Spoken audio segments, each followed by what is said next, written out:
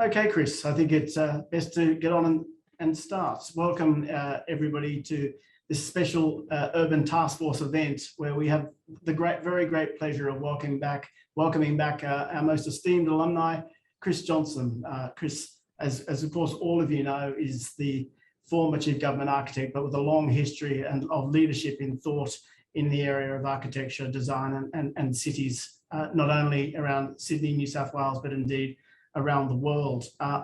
Before I formally introduce Chris and hand over to him, I'd like to acknowledge country.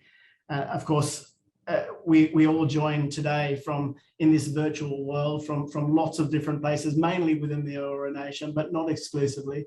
I myself am on Gadigal land of the Eora Nation. Whatever lands you join us, you're welcome today, and we acknowledge the elders past, present and emerging. We also acknowledge any First Nations people who have joined us today, and we welcome people from all nations that make up our great nation of Australia. So thank you for joining us. Today's all about Chris Johnson and the launch of his new book, Mid-Rise Living. As I mentioned, Chris has an esteemed career, but not least some of the thoughts that are expressed in this book he developed while working here at the Urban Task Force. He's further gone away during the COVID period and put that into writing. And I think the product, you'll all agree, if you get an opportunity to see it, is absolutely excellent. So with that said, I think Chris will guide the show from here, as all of you who know him know that he is wont to do. So it's for me now just to hand over to the inimitable, the innovative, the irrepressible, but always responsible, Chris Johnson. Look, thanks very much, Tom. Excellent introduction, and it's nice to be back here within the confines of the Urban Task Force. My background is the urban city, the tall parts of Sydney, so I'm not in the area that I'm actually trying to talk about in terms of mid-rise development. But what I want to do is just open up a little bit of the discussion about this. This is the book I've produced. It's Mid-Rise Urban Living. It talks about a whole host of projects, and you'll see that it's full of beautiful colour photographs of different projects. Also, in today's Daily Telegraph, we actually got a very good run. This is an opinion piece I've written, which is all about 6-storey, 8-storey type apartments, mid-rise, as a response to the current affordability issue in Sydney, where we've got $500,000 difference between the average house price and the average apartment price. So I'm saying that this is an area we can get families, we can get younger people living and retirees in this type of development. So what I want to do now is just show a little bit of an outline about the book. And the first part I want to focus on is the history part, because I've looked at the history of these developments and tried to roll that through then into different types of development and ultimately into case studies from around the world. The publisher is a London publisher, Lund Humphries out of London. So it picks up Asia, America, London, many parts of the world are part of this whole exercise. So the first project I want to look at in terms of our history, and the one that's a perfect example of mid-rise, of course, just in sharing the screen now, is Barcelona. This is a view from the air. Serda's amazing grid. Interesting, Serda was an engineer that the architect who originally won the competition was overridden by the powers that be in Madrid. And we had to then change it to the second placed architect called Serda, sorry, engineer, not the architect, they wanted an engineer. But you can see how this incredible scheme of 20-metre heights, basically similar to the width of the streets, the chamfered corners, 45-degree spaces created at the junctions of these sort of areas. But you can also, if you look a bit closely, see that there's a little bit of variety and difference within the form of the buildings that relate to this broader structure. And I think that's an important issue to build into and understand. So here's an example, for instance, of doing it a bit differently. This is Casa Milà by Antoni Gaudi. It's an incredible example of Gaudi's work. You can see the 45-degree chamfer, the way the building is still the 20-metre height, defining the public spaces. Robert Hughes, in his famous book he wrote about Barcelona, described this as looking like a sea cliff with caves based on kelp and coral incrustations and things, in a very flamboyant way to describe what is quite a flamboyant building. But in Paris, of course, a similar sort of issue of mid-rise development, Haussmann's incredible intervention into Paris to set up the mid-level heights, again, often a 20-metre rule width of the street and setbacks on 45 degrees angles, etc. In Belgravia, in London, a very refined version of this. Here's a circular version of it, but quite beautiful structure of the city that was determined by the original work developed by Viscount Belgrave. Other squares in London, like Bedford Square, are really important ones. This is now across the Atlantic to New York. This is West Village in New York, where Jane Jacobs, who wrote that incredibly seminal book, The Death and Life of Great American Cities, became involved in a battle against developers who wanted to demolish all of this housing and put up high-rise towers. She argued, and eventually won the case, that we should keep most of this, but build in more infill and different types of development within it. And she won the day, and we've kept a lot of this, and there's a lot of very interesting new mid-rise development happened in the American context as well. Of course, I also look at the broad kind of debate that occurs in urban planning between suburbia, two-story buildings spreading out across the landscape, as opposed to high-rise towers. And this is a perfect example, I guess, of the suburban garden city ideal that Ebenezer Howard originally proposed in Denver. But you can see that the lots are getting smaller and smaller, the gardens smaller, and this sort of garden city ideal is somewhat getting lost. Against that, Le Corbusier's incredible vision for future cities. This is the vision of contemporary city, Parkland City, in his book City of Tomorrow, 1925, where he's looked at having lots of open space to decongest the city, was Corbusier's major sort of driver to get a better quality city. But these are two extremes, and what I've tried to do is pick a position between these two to promote that very much. And you can see that what this does is creates urban spaces. This is Siena, beautiful city, Siena, the Piazza del Campo, and you can see how the scale of this city creates beautiful spaces as it moves around. Similarly, with many European cities, Rome and others, where you can see how this scale of development is just ideal for making spaces. And you can get both the public space and the private space often behind the street edge of these sorts of buildings. But we also then looked at in the book the issue of different types of mid-rise. This is an approach to linear buildings.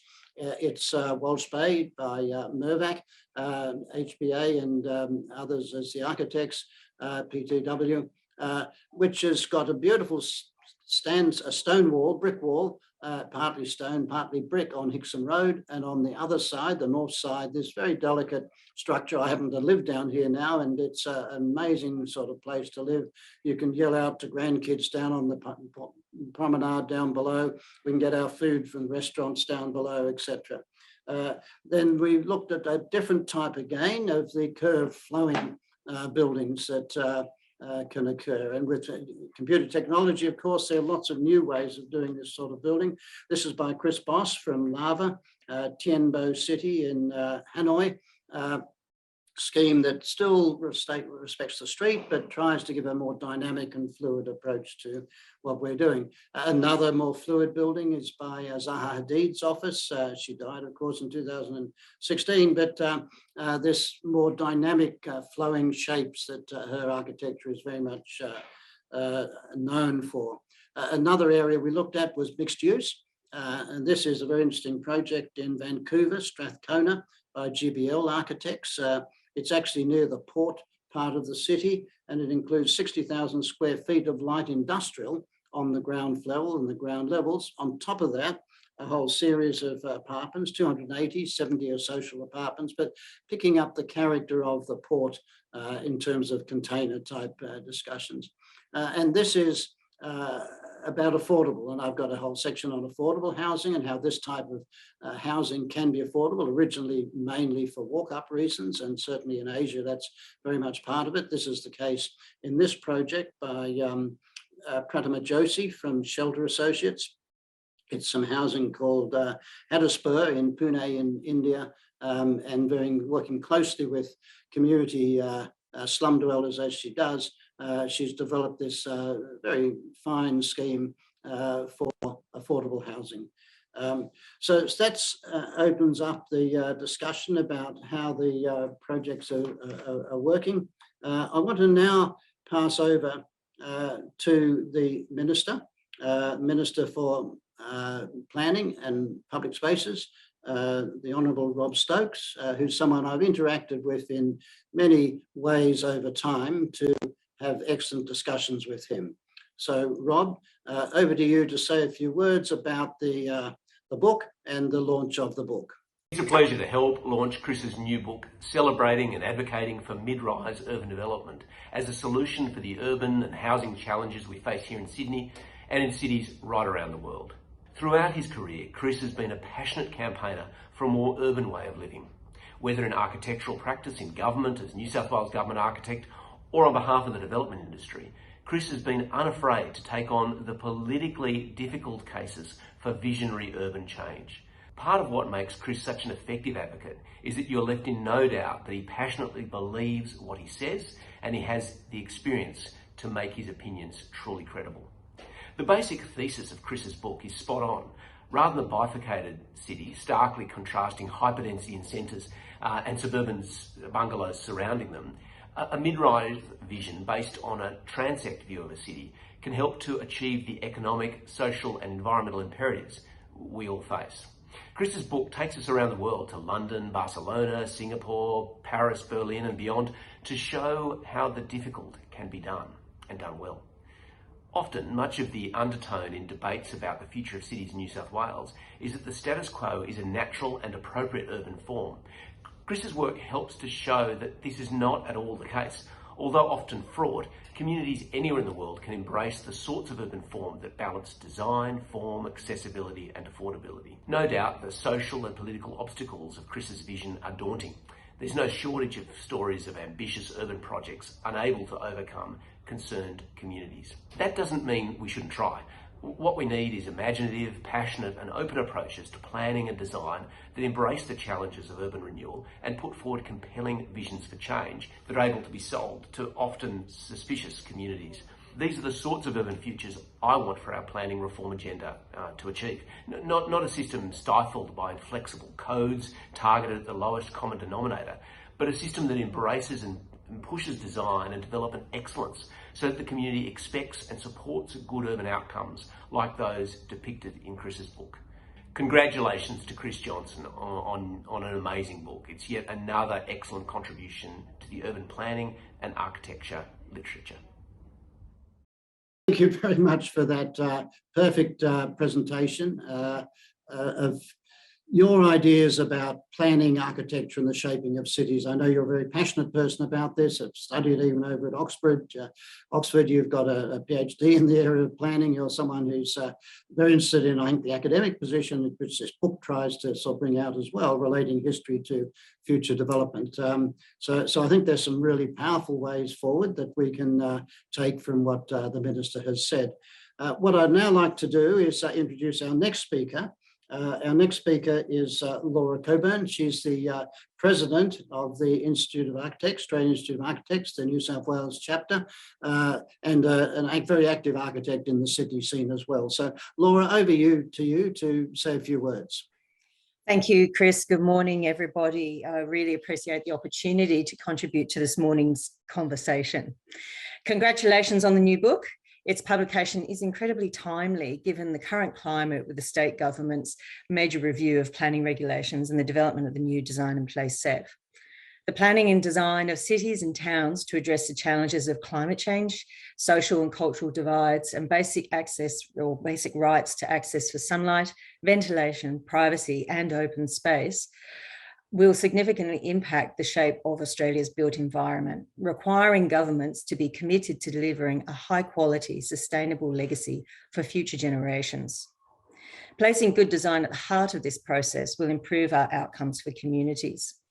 The buildings and the urban solutions we accept today directly impact on our ability to successfully navigate the key issues of the future. We need to design and build today the future that we hope to have. The Institute advocates the creation of well-designed places by central emphasis that guides policy and decision-making. We support the planning policy which enables community input in shaping the future of places, delivers certainty for investors and the resulting confidence in the system. Working alongside the government and development of the Design in Place SEP, we strongly support the provision of well-researched planning controls that protect the core amenities for residents, such as solar access, cross-ventilation, privacy, and access to open space. A clear and consistent demonstration of design principles and objectives prescribed as a part of the application requirements for the development application, strengthening the role of basics, learning to connect with country at the earliest opportunity and embedding this knowledge throughout the approach to planning. An urban design guide which puts quality in place-based design and at the forefront of strategic planning. And with regard to the housing SEP reform, the Institute shares with DPI aims of affordable, well-designed homes in places people want to live, along with strong social housing sector and an assessment process that encourages quality design outcomes. Planning policy should therefore preserve design flexibility, and assessment must be capable of recognising this. It's great to see so many good examples of Australian architects within Chris's book. And the variety of design solutions provided show the possibility and diversity of design thinking. This creates an interesting and engaging built environment for our local communities. The Institute's own awards program celebrates outstanding achievement in the important and growing multi-residential category. And pleasingly, the most recent projects have exhibited those traits that we believe fundamental to good design. For instance, Woods Baggett's 537 Elizabeth Street maximises a tight urban corner site in the dense city, dense city fringe, and is an exemplar of quality amenity, planning and materiality, comprising of 12 units, 1 bedrooms and also study apartments and ground floor retail, that really vital and vibrant mixed use scenario. The result is a high quality and crafted solution, and the densification representing a future model for urban living, and certainly something that's illustrated very strongly within Chris's book. Studio apartments by Hill Thallis also similarly have an incredibly generous quality of light and space within the 5-storey apartments situated on a tight triangular site, and they elevate the design, expertly conceived and executed in an archetype of the studio typology. The last 2 years of isolation and limitations on social interaction and the impact of restricted movement to within a small radius of our homes has placed a greater focus and importance on our local neighbourhoods, the quality of the connection to place and space. We need access to open space that allows for a variety of activities, green streets to reduce the urban heat effect, and good public transport connections to reduce reliance on cars. Livable cities create this type of amenity for their citizens. Mid-rise dwellings can absolutely provide a better connection to neighbourhoods, public spaces and human scale. And this book provides fantastic insights, not only to the built good examples that Chris has put together, but also the urban design principles that underpin the built reform. Thank you, Chris, for this morning's opportunity. And I really do appreciate that. And congratulations on such a fantastic book. Oh, look, thank you very much, Laura. It's good to hear those words. I was once president of the Institute of Architects at New South Wales as well, and know the amount of work you've got to do to interact with different committees and governments, etc. So really appreciate your role. It's interesting that when Bob Carr was looking at apartments years ago and I was government architect, he challenged us to see whether only architects should build apartment buildings. And there was a big battle that happened at that time. But luckily we won the case, and architects are the only ones doing this building type. So I think there's an interesting message there about the importance of design quality in doing that. So Laura, thanks very much for your input. And I'm going to move on now to our next speaker. We're moving a bit away from the Australian context into London, where Peter Murray, who is the Curator-in-Chief of the New London Architecture Group, was the chair of it. It's an advocacy group about the importance of architecture in London. Hi, Chris. Great book.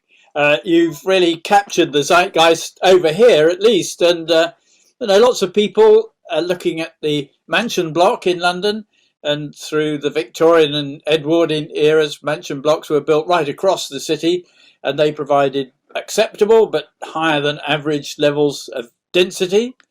And more recently, the Mayor of London's Housing Design Guide, which recognised that London in general was a street-based city, he encouraged the delivery of what is termed the New London vernacular. And you can see medium-rise developments going on all over London at the moment.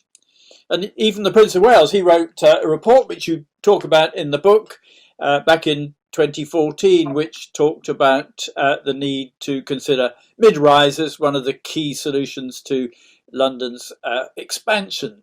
And he saw mid-rise terraced houses and mansion blocks, typically between 5 and 8 stories, that they met the sort of perfect balance between good streetscape, high density, and allowing the right amount of light at communal space. And the Prince of Wales actually supported a scheme, Chelsea Barracks, which is just being completed at the moment, which is very much in the sort of mid-rise area of development. And the British government, they produced a report from the Building Better, Building Beautiful Commission called Living with Beauty. And that was thought, everyone thought that was going to be very much about purely sort of traditional architecture, neoclassical architecture, but actually included quite a number of illustrations of contemporary mansion blocks. And it led to what the Financial Times called it, is there a new style in London called brickism? Because we are actually building an awful lot of these with bricks these days. And of course, there are areas of city regeneration like Elephant and Castle, which is being redeveloped by Lend-Lease. And they've been delivering some really high quality mansion blocks, which you mention also in the book. A chap called Robert Jenrick, who was Minister until recently, Minister of Housing until recently, he promoted the idea of what he called gentle density. He was fired by Boris Johnson recently, so we're not quite sure what's going to happen about that. But, I think that this discussion about tall buildings, gentle density, really important. But this whole topic around, so this is really an important part of the debate about shaping our future cities. I still think tall buildings have a role in the city centre where there are good transport connections, but mid-rise is certainly catching on here. And thank you for illustrating how this is an international debate, and a very interesting one too.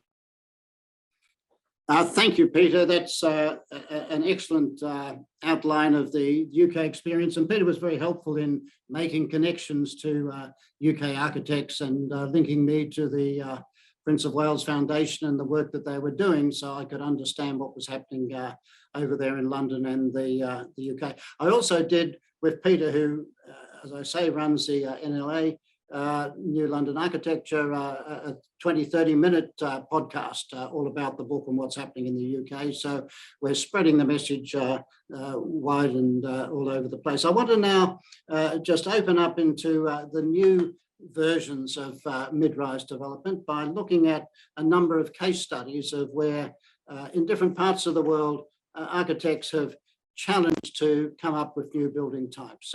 And the first one is Kampong Admiralty. It's in Singapore, so mid-rise, I must say, is slightly taller than other places when you talk of mid-rise because of the kind of Asian propensity for very tall buildings, but it's an incredible building that is covered with greenery. You can see the landscape rippling across the roof. You can see a swimming pool in there. It has childcare up on the roof itself. So an incredible integration between the building and the landscape. This is a view looking down on the building, and you can understand the name that comes from the Kampong Admiralty. On the left-hand side, you can see the Admiralty Station, railway station. So it's right on a railway station, perfect for transit-oriented development. Admiralty, and the Kampong, of course, is a Malay word meaning village. So the aim of this building is to create a village feeling. The ground floor is totally open for markets and street stalls, etc. On top, you've got forests and areas where people can meet. It's got a childcare centre, so some of the older people can interact with younger people on the site itself. So also, they have a principle of always replacing the amount of greenery that was on the site originally within the building, and that's what's happened here. The next project is one by an Australian firm of architects, ARM, Ashton Raggett McDougall, and it's based in Perth. It's called M24. Interesting architects, ARM. They always have a slight twist about their architecture. This site was originally the Golden West Fizzy Drinks Factory, and they wanted to carry a bit of memory of that through with the sort of bubbles and the facade looking as though it was bubbling away. It's a Voronoi diagram actually working away, but as part of their principle is that they want to have buildings that are expressive to the public domain. This is two of their buildings in Melbourne, and they're very expressive to the public domain. Orbis on the left and Momentum on the right. Momentum has lots of images of athletes moving across the white bands you can see on the building. And on the left-hand side, Orbis is an incredible gold series of shapes, still with the balconies, still with the amenity within the building, but picking up their very important sort of principle that you should contribute to the urban experience through buildings like this. And part of my thesis in the whole book is that we do want to develop interesting buildings, not everything being the same. This is now in London. This is Trafalgar Place, one of the brick buildings that Peter was referring to, Peter Murray. This is by architects DRMM. The developers of this site, in fact, are Lend-Lease, Australian developers. 25% of these apartments are affordable. It's got a very fine-grained brick facade, and I think creates very nice public spaces, and is a bit of a difference to what originally occurred in these sort of inner city areas of London, of council housing being tall, anonymous slabs. They've done another very interesting project, which is all about affordable housing. This is Wannsey Street in London. It's in Elephant and Castle by DRM again. And this was particularly to try to challenge that appearance of the tall monolithic slabs into something much more interesting, but it's located right next door to the Walworth Town Hall, and particularly picks up some of the colours of that. The other side of the building is where all the balconies and the outlooks and things occur. So there are some very interesting buildings out of the UK. In the Australian context, as well as ARM, we've covered a series of people, including Fox Johnston, who've done some very interesting projects around Sydney. This is one at Little Bay called Solace. A very streamlined horizontal building, but the way the two edges are defined on left and right, you can see on the image here, gives a very fine characteristic to this building, which has balconies overlooking the Pacific Ocean and an incredible sort of amenity. The same firm has done Rochford, another of their buildings, but here I wanted to really show, which I think is an important issue as part of what's happening with this building type, is the indoor-outdoor relationship. So at Rochford, you can see outdoor area, almost outdoor kitchens, barbecues, eating areas. And I know myself, living in an apartment like this, that you live as much outdoors as you do indoors. And I think this is a really important aspect of this type of living. We looked in America as well and picked up a number of quite interesting projects in America. This is Battery Wharf in Boston by a group called the Architectural Team, TAT. And it's very interesting, a bit similar to the Walsh Bay sort of, and this sort of finger wharf attitude we've got in Sydney for quite a lot of development. This includes hotels, restaurants, apartments, but of course, lots of living in it, and tries to reflect the character, brick again, of the old warehouses that you can see in the background. Another of their projects, this is by Lend-Lease in America this time, Clipper Ship Wharf in Boston by TAT, in the inner harbour of Boston, restructuring the edge of the waterfront areas, working through mixed use of cafes and restaurants, but that mid-rise scale that gives a very comfortable and warm feeling to the whole area. This is at Barangaroo, good old Sydney, by FJMT, Richard Francis Jones, the architect. At the end, you can see a very curvilinear building, and I've included that in the section about curving buildings. This is more the street edge, promenade edge, but it contains that incredible row of restaurants that are bustling so much of the time. But also importantly, this diagram or this photograph presents an image that Jan Gehl often talks about, the Danish architect and urbanist, and that is that when you've got tall buildings, you can change the scale by having lower horizontal buildings in front of them. And in fact, in Vancouver, this is a design principle that's happened in the city to modify the scale in these sort of terms. This is from Europe. This is by MVRDV. It's called Silodam. It's a mixture of communities, and I'm not going to show too much of MVRDV works here because a little bit later, Winnie Maas is going to talk to us about their architecture and the sort of projects they're doing. But this does give a bit of a glimpse as to what it's like. And the final project I'm showing is one that when I was New South Wales Government Architect that we designed and got built in Victoria Park. In the southern part of Sydney, done with documentation by Turner Architects.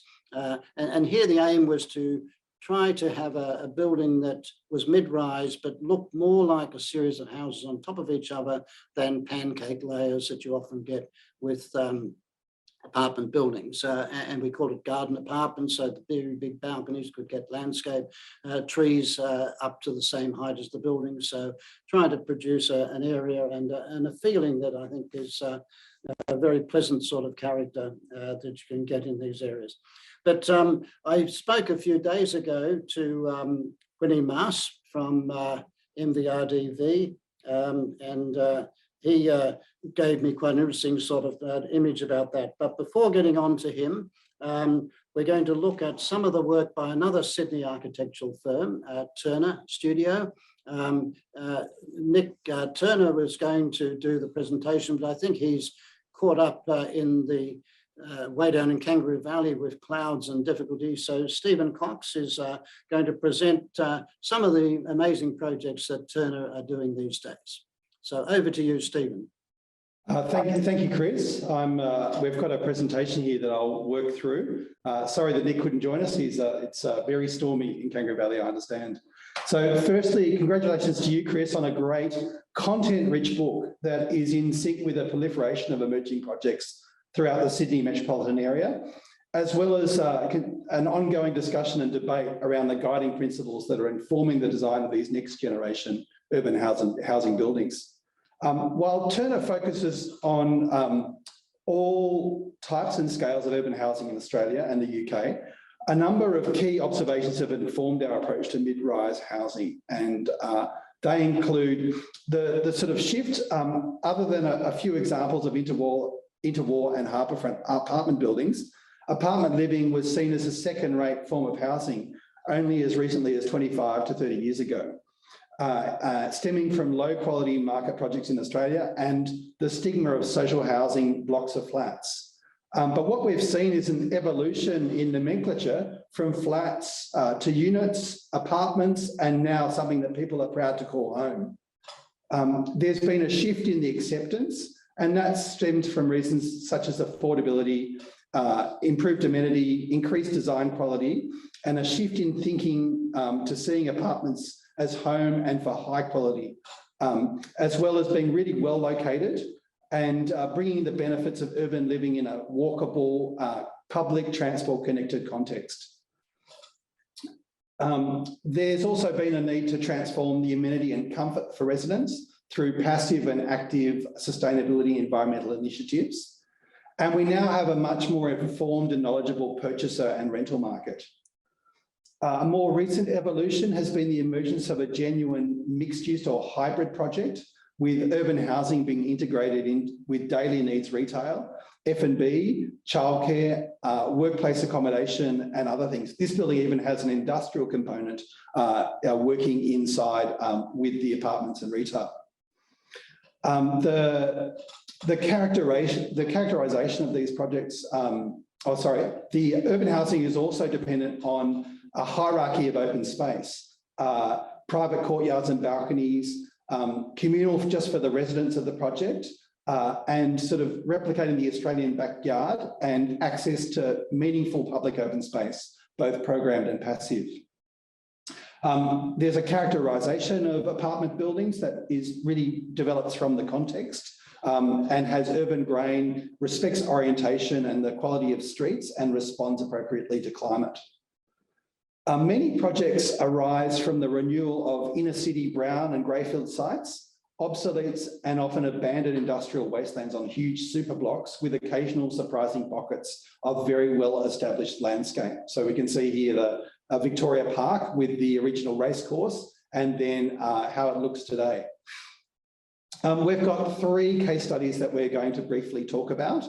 On the left, number 1, Lachlan Street in Waterloo, Blackwattle Apartments in Glebe, and Union Roselle. In these 3 projects, they're in different parts of Sydney. They were all initiated through a master plan process dealing with obsolete industrial or end-of-life social housing land.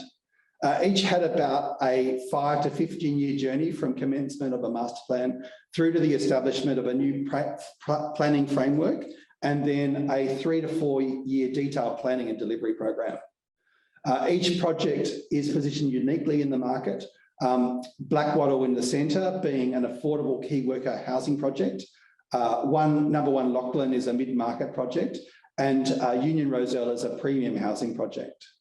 So just looking at each project, so number 1 Lachlan is quite a dense project. It's situated on quite a busy road and has 143 apartments at 485 dwellings per hectare. Blackwattle is also in a quite intense urban environment, a quite small site with 99 apartments really sort of packed into the site in a way that really respects the neighbours and provides great amenity. So up to 500 dwellings per hectare for Blackwattle. And Union is a sort of more spread out project. There's sort of different components to the project that we'll see. There's a 3-storey component and a 6-storey component. It includes street level retail, and due to the size, it's a bit lower in density per hectare at 143 dwellings per hectare.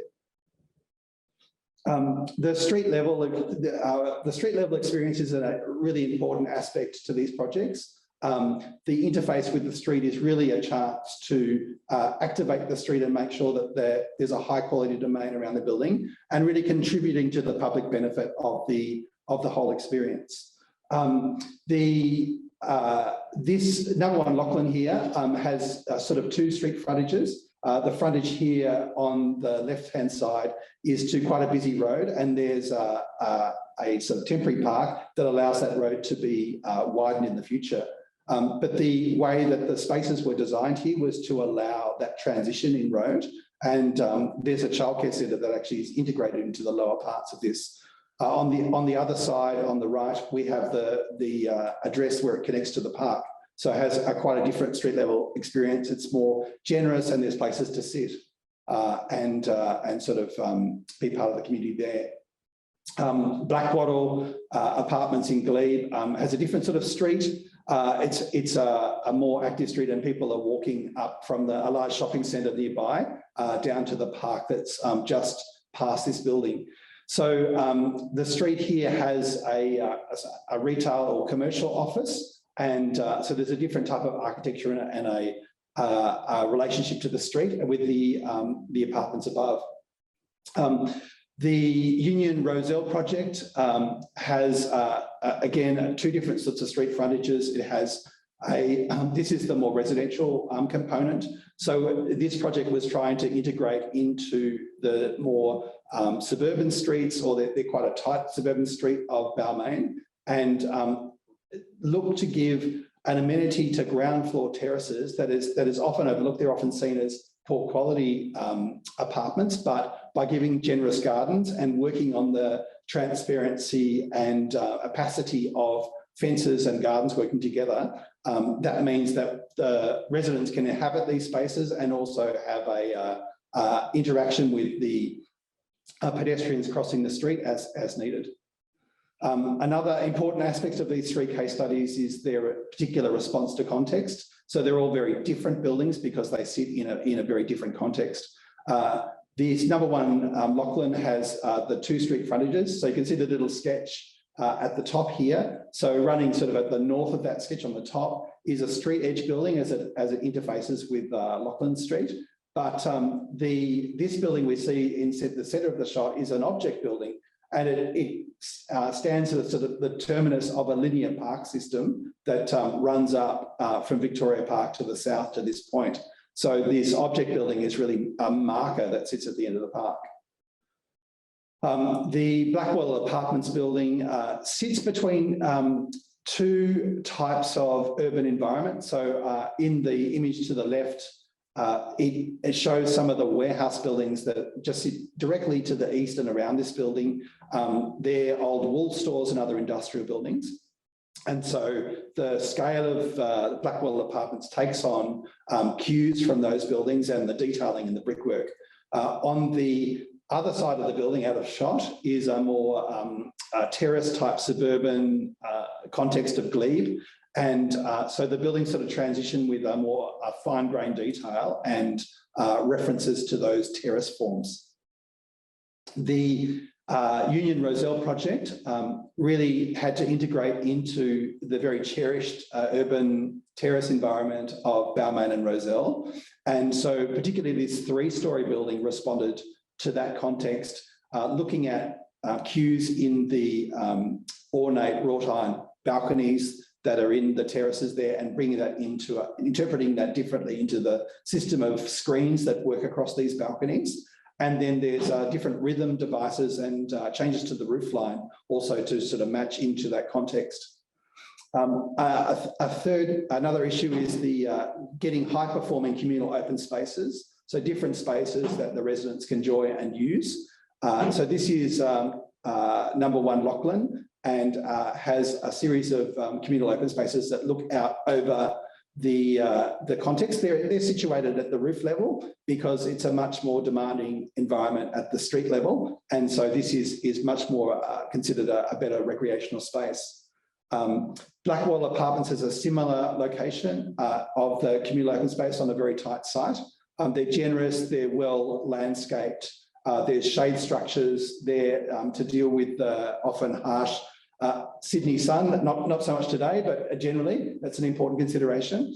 And the communal space actually extend out over the building to give a little bit extra communal space and provide a bit of drama on this building. Union Roselle has a site that lends itself to a different sort of a variety of communal open spaces, some at ground level, visible from the street through the lobbies, and then a very extensive communal space at high level that's approximately 100 metres long, and you can see that on the right, with a variety of different spaces from communal gardens to more passive spaces and places to have a celebration and barbecue and overlook the harbour. It even has a Facebook group, this communal space. It was well loved. So these projects are now 3 to 5 years old and are informing the next generation of urban housing, not only in an urban context, but significantly in outer metro areas around new public transport initiatives and key infrastructure investment. So I hope that's been a good introduction to the case studies, and thanks, Chris, for the content and the insights in the book. Look, thanks very much, Stephen. That was a good, more in-depth look at a series of projects, which I think is valuable to do in the context of the book and where we're trying to go to. What I want to do now is our final speaker is Winnie Maas. Winnie is the key driver of MVRDV, a very innovative firm over in Rotterdam, but doing projects all over the world.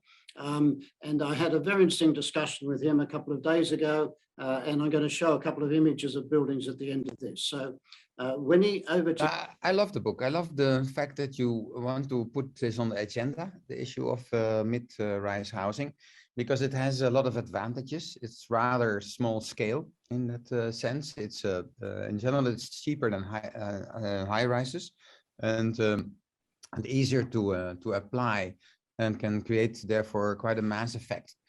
On the other hand, we don't have to forget that the mid-rise should take also some burden on its shoulder, because high density has also advantages to keep space for other things. That's why the vertical village, for instance, is also pleading for a kind of green agenda for that operation. Includes farms on the roofs, includes energy production on the roofs, include water management within its elements. So that has to be taken into account. And but for the other advantages are then very big to work on it. I think that's fabulous. And the projects you've done that we've included in the book, the Silo Dam, which is quite an amazing building, almost looking like containers floating in the water, is quite incredible. But also that marketplace building that just covers there. What was the rationale behind that? You were going to have just 2 apartment buildings and then you changed it. Well, in the case of the market hall, true, there was a desire for a semi-public market hall in combination with 2, say, bars of housing. So by touching them, you create almost, I would say, gratuitously or freely this public space, and also manifests itself very strongly.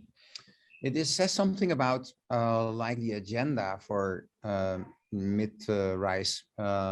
Mid-rise should not be this kind of monotonous monsters that have been produced in the 60s and 70s everywhere, where basically this rows of 7 till 10-story high buildings were placed or over the landscape in many European and Asian contexts.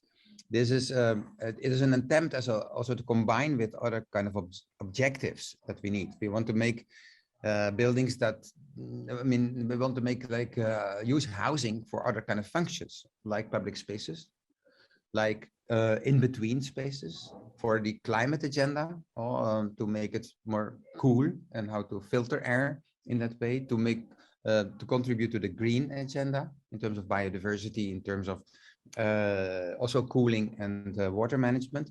So there's and we have to contribute to the social agenda. So because we want to reduce polarization, we are gradually aiming for what I call the biggest middle class ever thought about in the planet, and with different kind of lifestyles that can be in that, and to avoid again that monotony.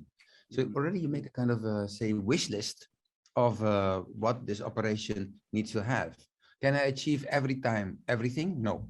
So every project somehow demonstrates a piece of that agenda and a piece of that shopping list. So in the case of the market hall, there we used the budget for social affordable housing, and there's always kind of margin like with that you can use for something extra on that. Not much, 8% normally, but and to make in this way this curve and to make this collective hall. In the case of the Silo Dam, we encouraged the variety of the population by having 32 different types of neighborhoods, clashed them on top of each other, give them their appropriate facades, and see what kind of communication comes out of that. And that's now you can see that on their website, how they behave very actively, though, in this as a community. So it creates also then this kind of vertical village, what I would say, where small scale and big scale, in that case of the Scylla is proposed. And currently we are working in Paris also on this kind of models in two ways, I would say, because Paris, you see the discussions with the triangle building of Herzog and de Meuron that takes hundreds of years for building it. So it's almost like Napoleon comes back again. And so the majority of the production in the transformation of Greater Paris is about this mid-rises, like Haussmann, the 2.0, and how to turn that into new communities. There are many tests, but what we do is, one is La Grande Serre, the big winter garden. Basically, we make a sheltered climate of glass panels that can open and close, and throw a series of wooden boxes in it, and that overlap. And that creates this kind of stacked gardens in between, and a community that has a front garden on every level, in combination with a sheltered, say, environment.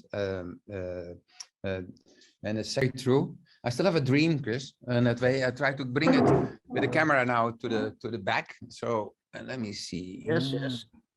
It's too vague still. I have to put it, but there you saw a glimpse of what I still want to do, to make many sticks and hang the houses in between like bird cages, so that there becomes a kind of combination of nature and changeable elements. I know it's a fantasy. It is and let's see which kind of World Expo we need to show it, but it's that would be still wonderful to explore. And here on the back.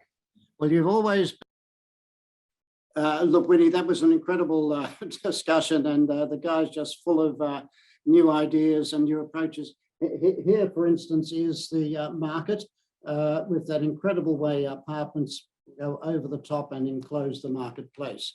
But I also want to show a little bit about Le Grand Serre, the project he talked about, and just go through very quickly by sharing the screen a couple of images that show that building, and then we'll wrap up for a few questions. So here's the La Serre building sitting in the Paris sort of structure, but very much a sort of glass cube that contains within the heights that you're allowed in Paris. This is the streetscape, and we, both of us, Vinny and myself, have talked about not having anonymous buildings, having interesting architecture, and this demonstrates that. Here's another view of it, and he talked about the boxes inside the building, and you can start seeing this through the glazed screen. And here's the incredible image inside the building itself, just showing how people can live in individual homes, balconies, walk up to different levels, and shared spaces, and greenery interacts with the whole process as well. So that was a quick sort of glimpse of some of Winnie Master's amazing projects. I'm going to hand back to Tom now to just run us through a few Q&A sort of questions, and then we'll wrap up. It's been a very interesting discussion.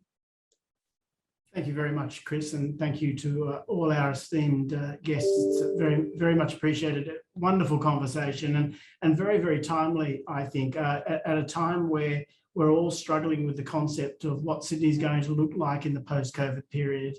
We're all struggling with the fact that housing prices are rocketing at record levels, the 30% for the median freestanding house rise in 1 year, and 13 or 14% even in apartments, notwithstanding that a large market for those apartments has disappeared out of our country. It reflects the fact that with immigration coming back and potentially coming back at even higher numbers, we need to be looking at innovative ways that are going to be acceptable to the communities we live in for housing those increased numbers. So, Chris, I have a question which relates to what's recently happened in New Zealand, where they seem to have already adopted your philosophy. In that country, with the support of both sides of the parliament, that is Labor and National in New Zealand, they've passed a law that now enables an individual freestanding family home, wherever that be located, to automatically have an increased height and density capacity for up to 3 stories as a matter of right, provided that can be done safely. Obviously, they see very high rising prices in Auckland in particular, but right across New Zealand, and they're dealing with population pressures in that country. Do you see that as potentially being the fact that they had politics on both sides identify the problem and come up with a solution that may make a big difference in meeting the needs? And it seems to be along the lines of mid-rise urban living, exactly as you propose. Look, it's a very interesting observation. I saw what was announced in New Zealand with both the National Party and the Labor Party together saying, here's a way forward to help with housing affordability. And everyone can complain in a NIMBY way about housing shouldn't change the character of the environment. But with population growth, with changing demographics, we need new ways of how we can live. We can't have smaller and smaller detached housing blocks sort of further and further away. We'll do that to a certain extent. It's part of the mix. But I think you're spot on about government interventions needed to encourage new ways of living. And when I was in your role at the Urban Taskforce, I produced a document on 30-day approvals for mid-rise housing. And we produced a 2-page, that's all it was, code under complying development, that if you did all of these issues within the height and space, etc., and some design issues built into it about freedom of expression, you could get some really good things. So no, I agree that that's certainly a way forward. I think communities are looking for not just control of the planning system to stop growth, but visions about new ways that will be acceptable. And that's why I particularly, even though I have championed very tall buildings in the past, but believe that communities are much more likely to be supportive of this scale of mid-rise development. Chris, you raised there that you have been a long-standing champion of high-rise development in cities. Have you changed your spots? Changed my spots. In the book, I do say that in the centre of cities, around maybe CBDs, Parramatta, Penrith, Liverpool, etc., you do need taller buildings. But I think the debate, and I think the Minister raised this binary debate between just tall or low, has a mid-path that needs to be looked at. The government did bring in townhouses, but they're still only 2 stories as the missing middle. I believe this is the real missing middle, the 6-story up to 8-story in certain locations. But I think it needs a Sydney twist. It needs to have the sort of inventiveness that MVIDV showed through Winnie Masters' work, integration of landscape, big balconies, and more interesting looking elevations of those buildings. So I think that's the way ahead, and I think we can do that. I note that a lot of the showcase examples incorporate greenery into the design, and they look sensational and obviously add to the amenity and comfort of living, both for those within those homes as well as people on the outside looking in. Are there any issues associated with the incorporation of large amounts of greenery in mid-rise and high-rise development? Well, there are, but Central Park is the perfect example of how this has been done and managed well by Frasers. Just over the road from UTS, everyone said, oh, it won't last. It's just a gimmick to get the approval that they'll put some greenery on the elevations and when they submit it, but it's still there. The people living in there love that sort of character, that approach. It's looked after by a broad body corporate approach, people who sort of swing down from above to clip the greenery, and it's got inbuilt watering systems. In Singapore, you actually have to have green roofs and landscape your buildings. Part of Lee Kuan Yew's vision for the city of Singapore was greenery and landscape. And you get 10% more space and volume in your building by doing this sort of activity. So I think it's a trend that's happening around the world. I think we can develop, a more Sydney approach to mid-rise living. It also needs to build in families, build in childcare, and those sort of facilities to get a really good solution. So all I've tried to do is throw a rock into the pond with my book to sort of open up the debate. It is a global debate. It's not just a Sydney debate, but I think it's one that's worth having. Well, Chris, a couple of things just to wrap up then. Thank you very, very much for working with the Urban Task Force and for working with us to launch your fantastic contribution to the built urban environment and the future growth, not only of Sydney, but cities all around the world. I think it's a wonderful contribution. For those of you that are interested in knowing where you can purchase the book, you can get that through the Urban Task Force website. On the right-hand side of the homepage, there's a banner. If you click on the banner, it goes straight to a sale price, and it's considerably discounted on that site from some of the other good bookstore, virtual good bookstores as they are these days. But it is, if we run out, it is available through the normal Amazon, Booktopia, and other channels as well. Also, this particular presentation has been recorded. So for those of you that were wondering whether or not you can get access to the presentation, yes, it is the case. We will make that available on the Urban Task Force website, and very much welcome you to join, browse, and peruse the opinions and views of Urban Task Force as we go forward. But not least of those are manifestly enhanced by the quality of our alumni, and no higher in reputation are there than Chris Johnson. Thank you very much to you, Chris. Thank you to Laura, to Stephen, to Rob Stokes, to Peter Murray, and to Vinnie Mars. All of you have made a sensational presentation this morning. It's very much appreciated. Have a great day. Thank you, everyone. Thank you. Hey, Chris and Tom.